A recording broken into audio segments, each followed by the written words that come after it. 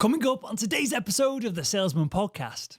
What has changed today is what I call a non-obvious evolution in the world of selling. And it's this idea that now there's reviews and feedback on everything we interact with.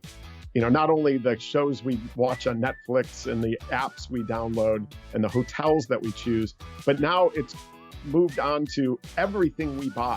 Hello, Sales Nation. I'm Will Barron, host of the Salesman podcast, the world's most downloaded and listened to B2B sales show. If you haven't already, make sure to click subscribe and let's meet today's guest. Hi, I'm Todd Caponi. I am an author, which is the weirdest thing in the world to say. Just wrote The Transparency Sale, former sales executive with a number of tech companies here in the United States and namely in Chicago. The book, The Transparency Sale, can be found wherever books are sold. And you can sign up for my blog at transparencysale.com.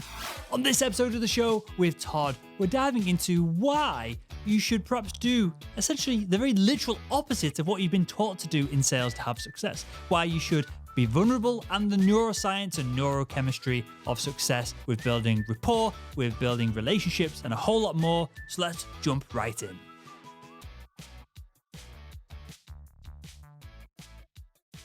To jump straight into this, in a world where buyers are seemingly more and more skeptical every 5 minutes that we start communicating with them, in a world where they've all got their guards up, what do we as sellers need to do to I don't know whether we need to make them drop their guards or whether we just need to take a totally different approach altogether, but what do we as sellers need to do to kind of break through the noise? Well, I will inject the wisdom of, believe it or not, Tyra Banks.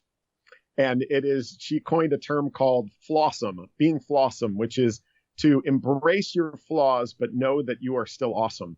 And your question around buyers seemingly more skeptical, they only seem more skeptical than they actually are. As human beings, we're wired to resist being influenced, from the beginning of time. And what has changed today is what I call a non-obvious evolution in the world of selling.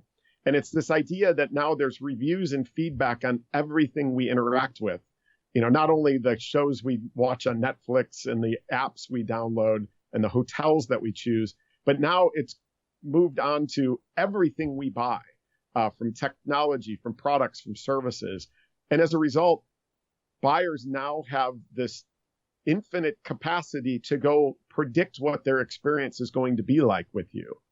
And so in this world where now there's this giant proliferation of reviews and feedback, if we're not embracing our, flossomness and leading with those flaws, we're actually eroding trust from the first conversation. So the short answer is to embrace transparency and authenticity, not only because we should, but scientifically and from a data perspective, it actually impacts every metric that you care about as a sales professional. So I love episodes like this, Todd. We're already into it here, where it's something that's seemingly counterintuitive. So with that said, what's going on go as deep as shallow here into the weeds of brain science, neuroscience as you like, but what's going on inside the brain of a potential buyer when perhaps they're leveraging a anonymous random review over an actual person, a sales professional that they can go back and forth and communicate with? What's going on in their brains that they go, I'm going to trust this random 2-star review that has no data or social proof around it whatsoever, rather than perhaps engaging with this individual who's trying to sell me, but start a conversation as well? Yeah, well, the data behind it, let me start there for a second, because that's what changed my whole world. So I was the chief revenue officer of a company in Chicago called Power Reviews. And what Power Reviews does is it helps retailers and brands collect and display ratings and reviews on their website. So, think about any company like Tesco, Boots, they're all collecting reviews and then showing them right next to the product. At Power Reviews, we did a study that looked at reviews, and it showed that consumers are more willing to buy a product that has a review score of a 4.2 to a 4.5 than a perfect 5. So again, a 4.2 sells better than a 5. So I looked at that and thought, all right, perfection is actually pushing people away, imperfection is grabbing people, where's that coming from? So that's when like I went into the neuroscience and started looking at, all right, what's really happening? And, from the beginning of time, first of all, we make decisions with feeling and emotion, and we back that up with logic. But one of those feelings and emotions is this idea of we want quick paths to rewards, and we want to avoid risk wherever we can. And we're willing to trust an individual that we don't know who might be revealing a potential risk. We would rather know about potential risks than not know anything. And so where that goes is we're now in an environment where 95% of people, when they buy something online, look at a review first. And 82% of people specifically seek out the negative reviews before making a purchase. And if that's happening when a website is acting as a salesperson, what I found in my travails as a sales leader is it actually works exactly the same way in business to business sales or even business to consumer sales, where our buyers are specifically seeking out feedback, wanting to be aware of what potential risks are, and wanting to know what the potential negatives are before making a purchase. Otherwise, they just don't get that comfort level to make a purchase. I very literally do what you just described there, Todd, when I buy something on Amazon. I will go on the reviews. I will click, maybe not the 1 star, because that's typically someone who didn't understand the product. There was some other kerfuffle. There was a customer service issue. I ignore the 1 stars. But I'll go to the 2 stars and see what all the negative things are. And then I'll weigh that against the serotonin and dopamine that's swelling up inside me to press that buy now button. And hopefully that kind of blunts it and makes me make a more rational decision. But I do very literally what you describe. So with all this in mind, then, for the B2B sales professional who rings up, maybe it's a cold call, maybe it's a call that's further down the cadence of a B2B sale. Should we be just throwing out all our flaws up front, or is there a strategy to doing this without kind of turning the other person completely off before we've even given them any of the positives to potentially working with us? Yeah, I mean, that's where the word flawsome comes from. It's, you do run the risk when you start teaching this that people are going to go out to all of their prospects and say, hey, this is why we suck. And, that's not what we're talking about. We're talking about embracing our transparency or our flaws and our vulnerabilities early. And so why don't I tell you a quick story of how this worked? I was in New York on company business, and my VP, so I was the CRO, I had a VP of sales who texted me saying that a big apparel manufacturer in New York just came in through our inbound line and wanted to start an evaluation. And I told them, wow, I'm in New York right now. Can you ping them and just say, hey, if they're available, I'll go grab coffee. So they did, and the guy actually accepted, which was a surprise in its own right. I went to their office, went into his office, and this individual was very New York in the best way possible, meaning very direct, like get to the point. But he brings me into his office. It's clear we're not having coffee. He brings his whole team in. So there's 7 people wedged into a tiny Manhattan office. And he starts by saying, all right, Todd, we've looked at your competitor. We're looking at you. Why are you better? And instead of doing that, I said, I'm looking around at all of these people. Why don't I start with something they're working on that's not even on our roadmap? Because if it's going to be important to you at some point during the sales process, I would like to get that out of the way now. And they all exhaled like, no sales pitch. And I went in, I talked about it. They laughed. They thought that what that other organization was working on was interesting, but not interesting for them.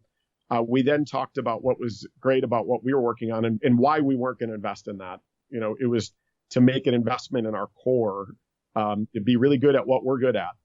And 20 minutes in, he literally kicked everybody out of his office, grabbed a folder from a credenza, opened it up, and it literally said his budget on it. Like, I had never had a customer show me their actual budget. He said, can you hit this?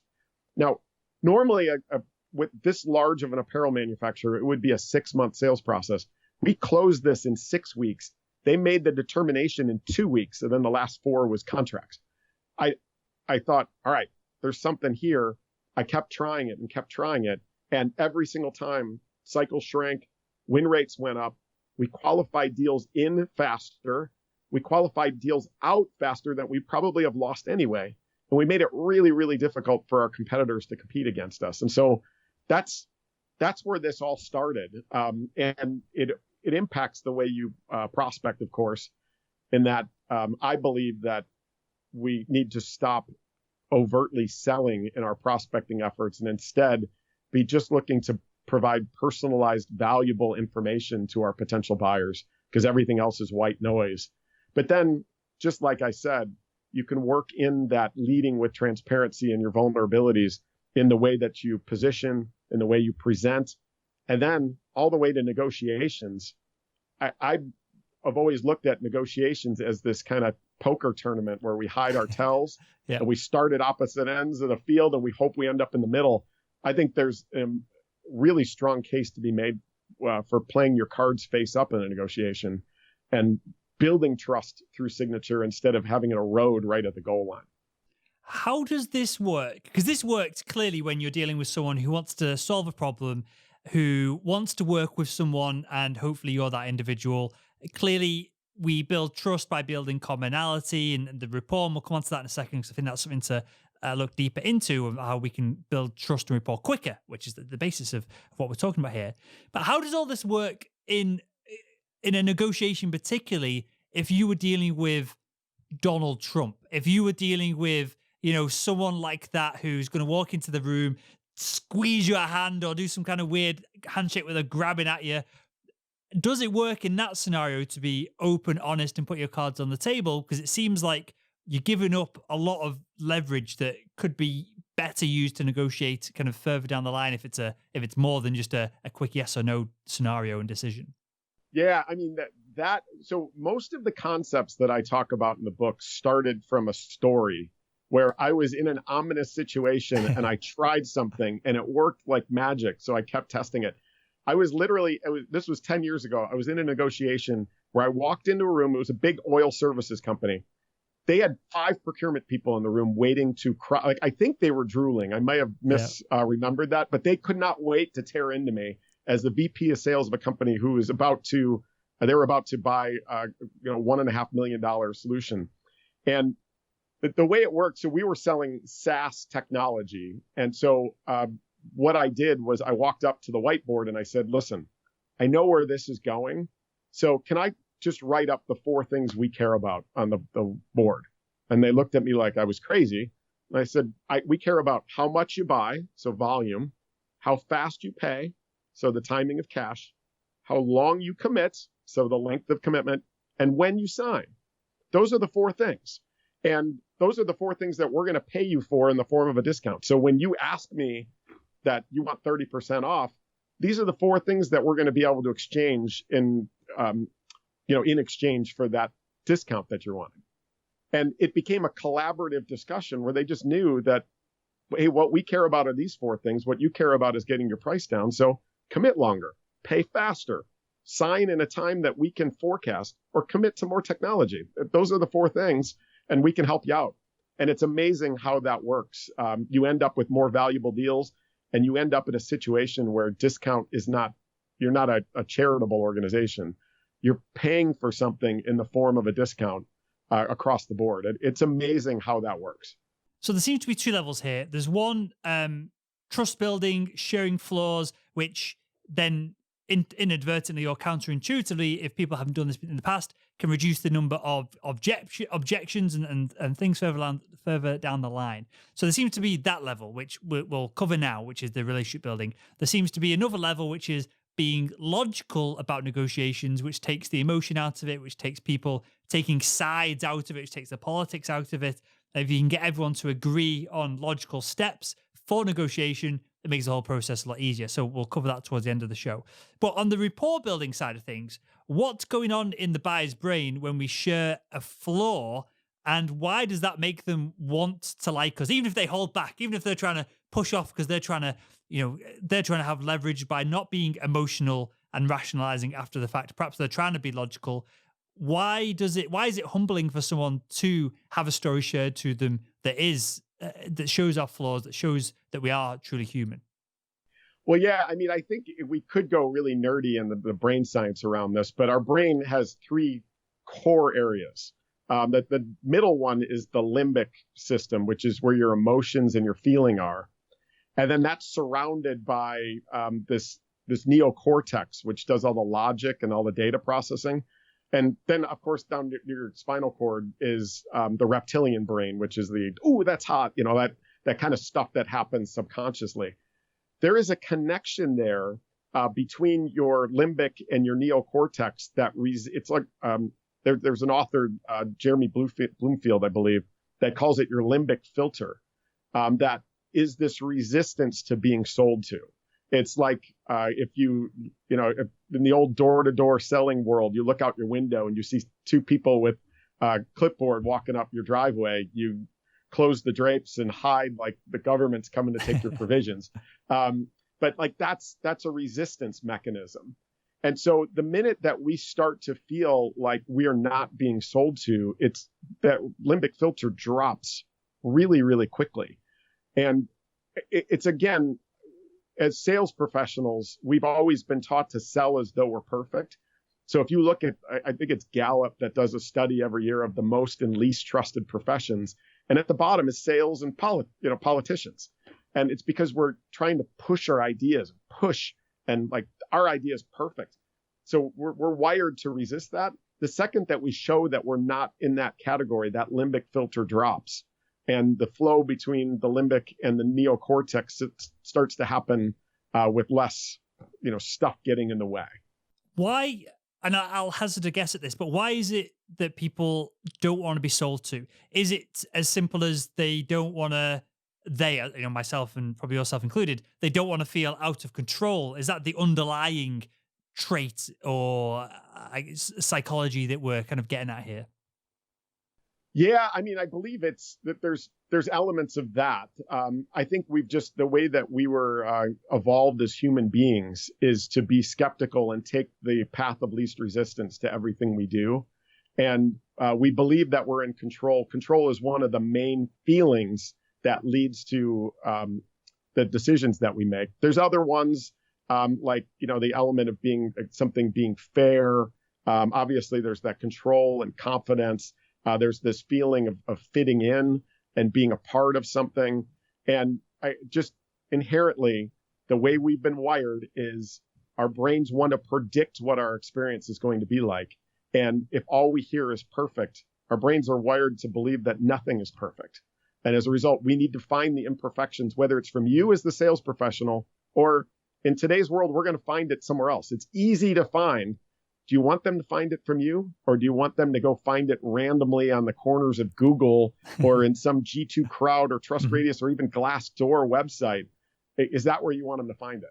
So you've said the path of least resistance a few times already, Todd. When you describe that, is that someone saying, well, the least resistance is for me to close the curtains and hide from the salesperson who's trying to sell me knives or whatever the door-to-door salesperson is selling, and doing that is less painful than dealing perhaps with the pain that we've got? Is that what we're talking about here?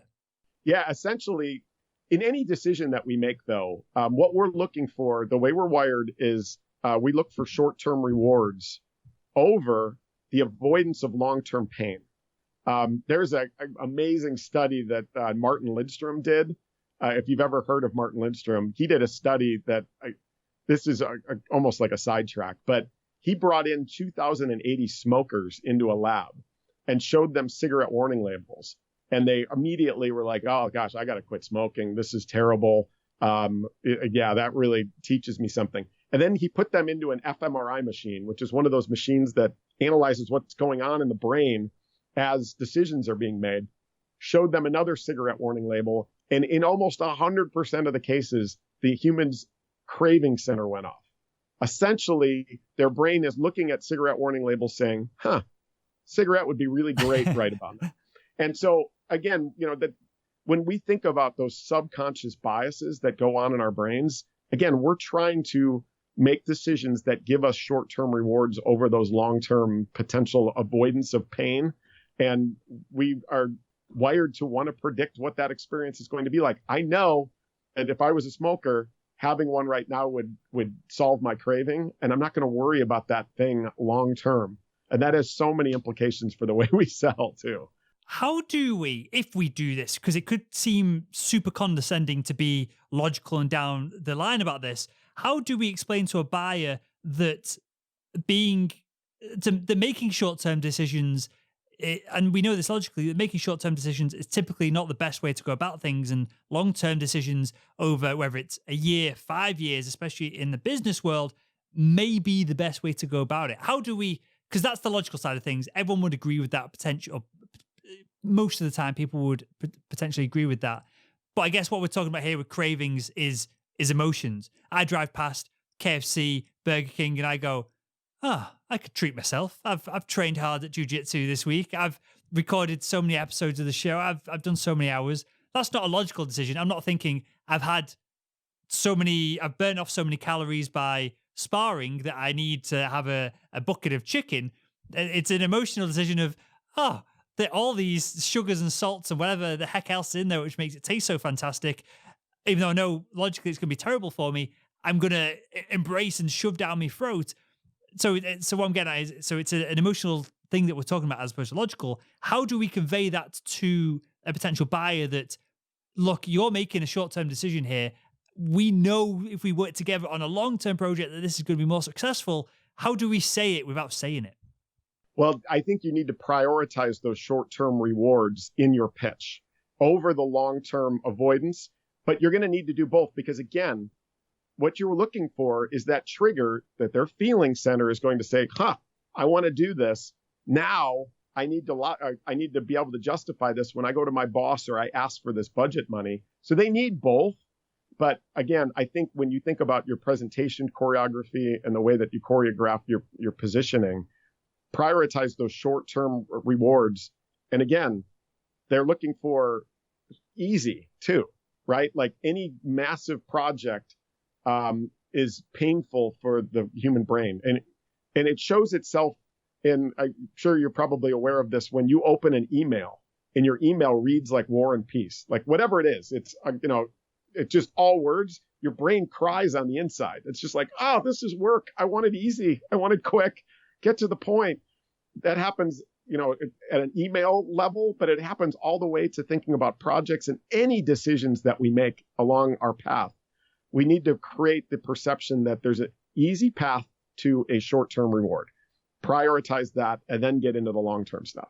Well, that happens, Todd, when I just open my email client. I go, yes. 150 emails, close email client. I'll do something else instead of kind of trekking through these. So it kind of happens on multiple layers.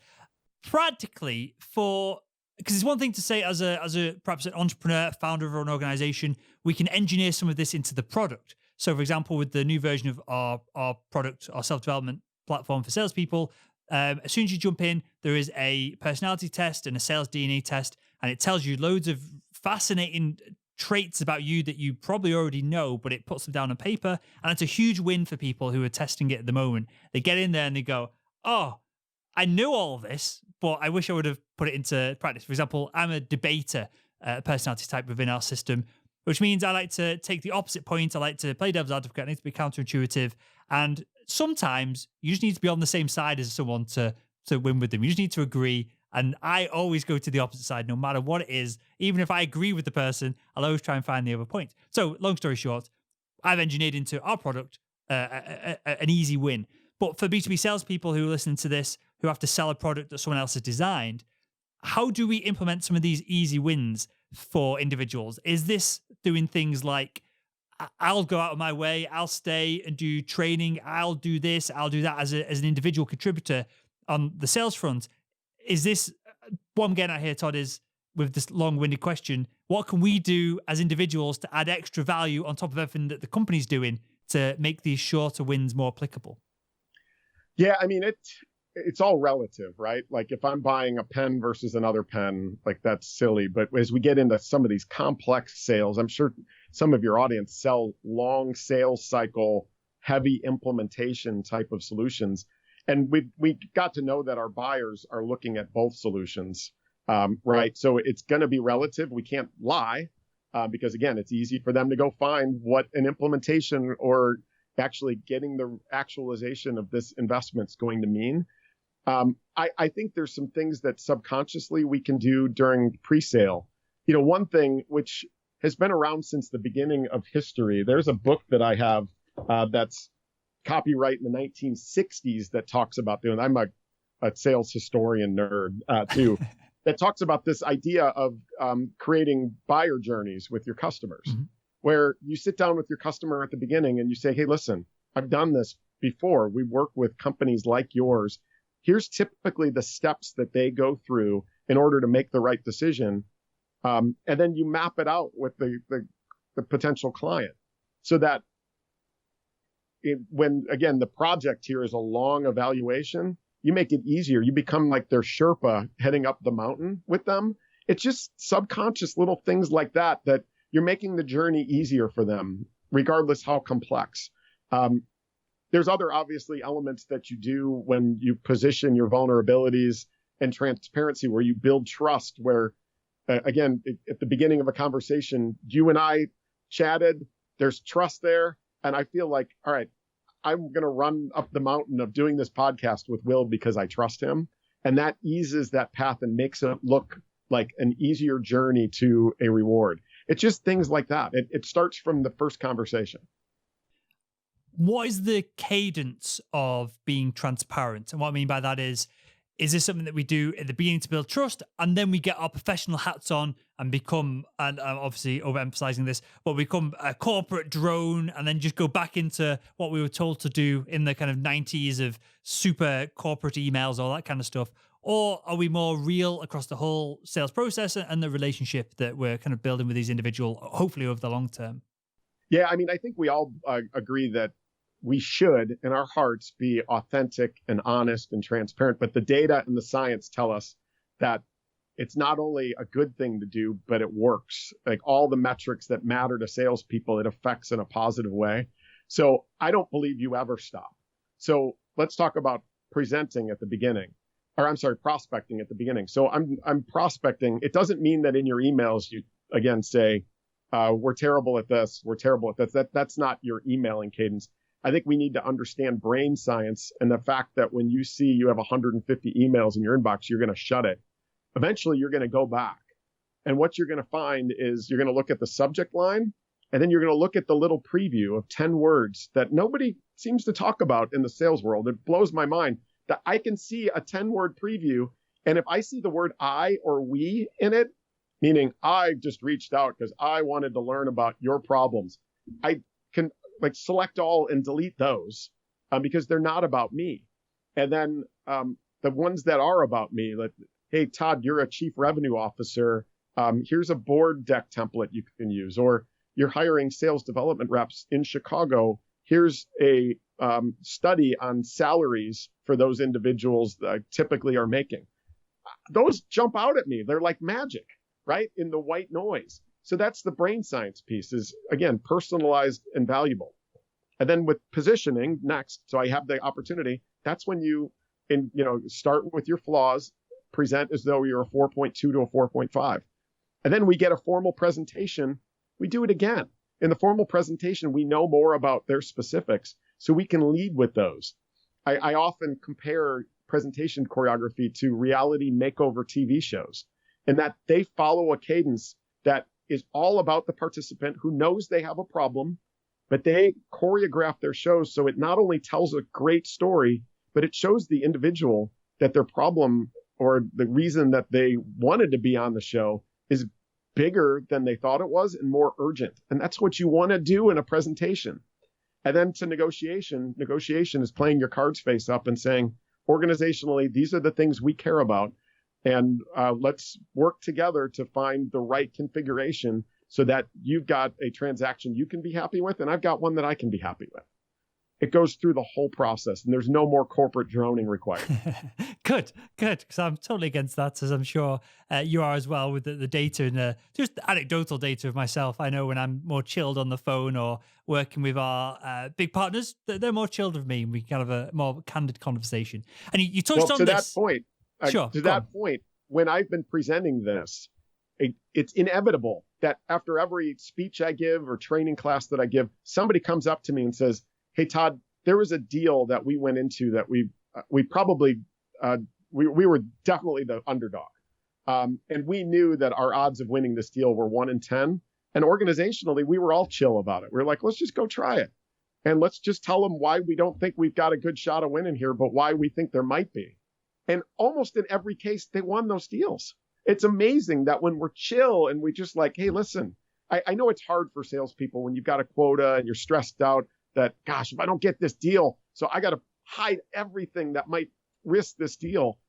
It's amazing that when we flip that on its head and say, gosh, it doesn't, win or lose here. We know that we're going to lose some deals. So let's just be chill. Let's embrace why we might lose this deal and not worry about it as much. You're going to be amazed at your results. It's crazy psychologically how that works. Yeah, I've experienced this phenomenon of my pipeline is full because I've done a ton of prospecting and everything goes smoothly. And I'm not bothered about losing this deal because I've got another one in the kind of not too distant future coming in, and that end up coming in, and the other one comes in. And of course, what happens is I stop doing any prospecting then because I'm just closing deals, and then I have to start over 6 months down the line, which is a problem in itself. But you touched on something here with going through the buyer's journey and explaining the different points where we can be transparent. And that was the fact that clearly you're not saying that we should say, well, against our competitor, we're 10 times cheaper and we don't do this. And then we sit in silence and wait for a response. It seems that we are telling stories here. Am I right in thinking that? Well, yeah. I mean, I'm sure you've been to an IKEA before, right? So, IKEA doesn't hide the fact that you are going to walk through a labyrinth to find the product that you want. When you do, there'll be no salesperson there to help you. You're going to write down the code, go down to the warehouse, pack it onto a cart yourself that doesn't have brakes, jam it into your car, get home, open it up, and have work instructions that have 100 products on it or pieces that have no words. Yet IKEA is the largest retailer of furniture in the world for 8 years in a row, because they go out and tell the world, listen, these are the things we're not going to be good at, so we can be incredibly good at providing modern Scandinavian design furniture that you're not going to pay a lot for. And that's what I'm proposing here in the transparency sale is, as an organization, we know what we're not good at. And when we tell these stories, we could tell them like IKEA or Progressive Insurance, we're going to show you the prices of our competitors, or Southwest Airlines, or any of these places that go a little bit lower to say, listen, these are the things that we're going to sacrifice so we can be really good at this core. That's how we're presenting it. It's, here's what we're not good at. Here's why we might not be a fit. But the reason we're not going to be good at those things is so we can be really good at these things. And framing it that way, it's amazing how well that resonates. And it's proven in the corporate world. It's proven in e-commerce, and now it's starting to prove itself in the B2B world. Sure. Well, you've answered my next question there of what's the structure to build that story, because clearly IKEA probably has some of the best marketing minds on the planet, and they've got different agencies working for them. So it's one thing for a salesperson to do this on their own versus an organization like that. But that structure works perfectly. One final thing I want to wrap up here on, Todd. This is something that we've talked about on the show in the past. It's something that I feel is coming at some point in the future. And as we're talking about reviews, being transparent and being open and honest in the world of sales, I want to get your thoughts on it. Do you think we're ever going to get to a point where, just like plumbers, just like lawyers, just like organizations as a whole get rated, do you think we're going to get to a point where individuals will get rated, especially outward-facing individuals like B2B sales professionals, whether that be on LinkedIn? Clearly, that you can leave a testimonial on LinkedIn, you can rate people on their skills and services. But do you think there's going to be, whether it's another platform, whether it's on LinkedIn, but it's anonymous, so you don't go around and murder the person who's giving you a bad review, do you think there's going to become a point where people will start to talk about you publicly as a professional salesperson, and kind of, negatively or positively on that front? So when you ring up someone, perhaps the first thing they do is actually go and Google you, and there's opportunity to see your past kind of work from the perspective of the buyers from their side of things.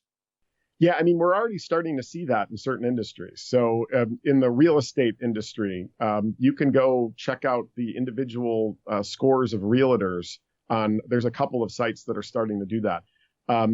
Here in the United States, at least, Uber drivers. We rate the Uber drivers, but they rate us. And I always thought it was funny. As a icebreaker exercise we did in a meeting, everybody had to tell what their Uber score was. And you could tell the people that had the highest scores just miraculously were people that we really enjoyed being around and were great workers. And the people with the lower scores are the people like our coworkers that are like, ugh, man, that person's a pain. It's amazing how well they correlate. Yep. But I think we're starting to see that slowly ooze into the world of sales and just about anywhere. I think it's unavoidable. It's super scary, though. Is it scary? Because if you're doing a good job, this is liberating because immediately you're going to crush your competition if they're a bunch of arseholes, right? This should be. I know you say it's scary, and I jumped in and interrupted you, but just to set the scene here, why is it scary and not super exciting? Well, I think it's probably the geopolitical environment that we're in, where if somebody does something wrong, the witch hunt starts. And people's entire careers can be crushed overnight. And again, that's political, that's media, that's those types of things. I think there would just need to be controls over that to make sure that individuals' lives aren't ruined over their review scores. That's the part that's scary. I think the part that's not scary, though, is, again, perfect fives push people away. And individuals, I would expect as an individual that I would have a negative review about myself. And it's up to other people to look at that and see, hey, can I deal with that? I'll give you one crazy, funny example. As you think about dating sites, wouldn't it be funny for dating sites to start requiring people to list out the 3 things that are terrible about them? I thought that would be funny that, like, as potential mate looks at that and says, I can deal with those. That's all right. Right. Like, I think it's potentially coming. It probably isn't the worst thing in the world. We just need to be careful of not to jump out people and ruin them and ruin their whole reputation over one thing because of a witch hunt. It's one thing to say, I snore in bed, I pick my nose, and I do whatever other else disgusting thing. It'd be quite another to kind of labor the point here, to have your ex-partner say, not anonymously, the 3 things that they didn't like about you, especially if you've had not the best breakup. So yeah, that does give it context and adds a little bit of caution to my optimism, perhaps. Love it. Well, with that, Todd, mate, I've got one final question that I ask everyone that comes on the show, and that is, if you could go back in time and speak to your younger self, what would be the one piece of advice you'd give him to help him become better at selling? I think that to spend time reading and learning outside of sales. I found in this book writing journey that there's so much going on in the world around us, and specifically neuroscience, which who knew that neuroscientists have figured out exactly how our brain makes decisions in the last 20 years. Yet that's not made its way anywhere near sales. It has in a couple of small pockets. But what I've also found is just going to the library and pick random subjects and read up on them. It's amazing how little things like those apply to everything I do, make me more intelligent in front of a buyer, make me more interesting. Mm-hmm. And there's tips and techniques that you learn outside of sales that so many people never read because they're so focused on their 30 sales books that they need to read. So I think, again, the short answer is get outside of your sales bubble and explore outside of that world, because it's amazing what you'll learn and how many non-obvious things you're going to find that will apply to your selling efforts.